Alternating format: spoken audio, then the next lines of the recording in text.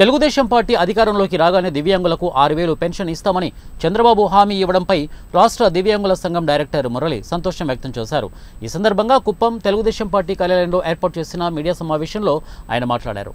చంద్రబాబు నాయుడు దివ్యాంగులను గుర్తించి వారికి 6,000 రూపాయలు పెన్షన్ ఇస్తామని హామీ ఇవ్వడం పట్ల దివ్యాంగులు హర్షం వ్యక్తం చేస్తున్నారని తెలిపారు.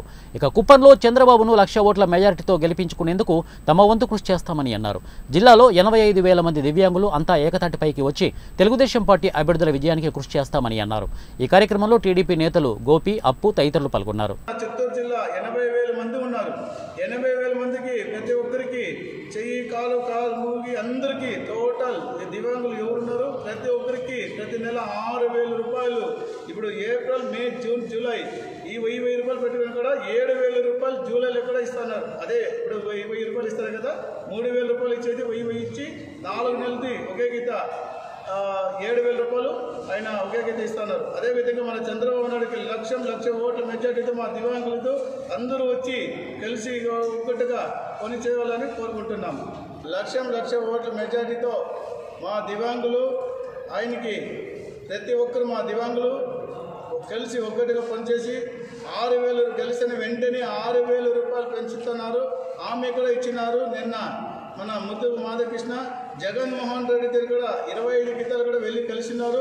ఇంతవరకు కూడా ఆయన ఏమీ రెస్పాన్స్ లేదు. అదేవిధంగా మన నారా చంద్రబాబు నాయుడు గారు 6,000 రూపాయలు ఇచ్చి పెంచినారు. కానీ ప్రతి ఒక్కరు మన దివ్యాంగులకి మన నారా చంద్రబాబు నాయుడు గారికి వారికి మా దివ్యాంగుల తరఫున 80,000 మంది మన జిల్లాలోనే ఉన్నారు. వారందరికీ కూడా ఇది ఒక మంచి అవకాశం ఇవ్వడం జరిగింది. ఎందుకంటే వారు బ్రతికేదానికి ఈ 6,000 రూపాయలతో బ్రతుక్కునేదానికి కానీ వారికి కావాల్సిన మందులు అన్ని సౌకర్యాలుగా ఉంటుంది. అదేవిధంగా ముఖ్యంగా వారికి 350 యూనిట్ల వరకు కరెంటు కూడా ఫ్రీగా ప్రతి ఒక్కరికి కూడా వాళ్ళ పేరులో మీటర్ ఉంటే ఇచ్చే విధంగా కూడా తెలియజేయడం జరిగింది.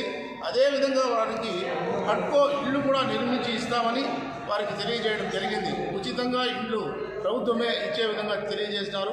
కాబట్టి ఆయనకు ఈరోజు వికలాంగుల తరఫున మన కుప్పం నియోజకవర్గ వికలాంగులే కాకుండా జిల్లాలోని వికలాంగులు, రాష్ట్రంలోని వికలాంగులు అందరి తరఫున కృతజ్ఞతలు తెలియజేస్తూ ఆయనకు నమస్కరిస్తూ పాదాభివందనం చేస్తున్నాం. వికలాంగులు ఉన్నారు.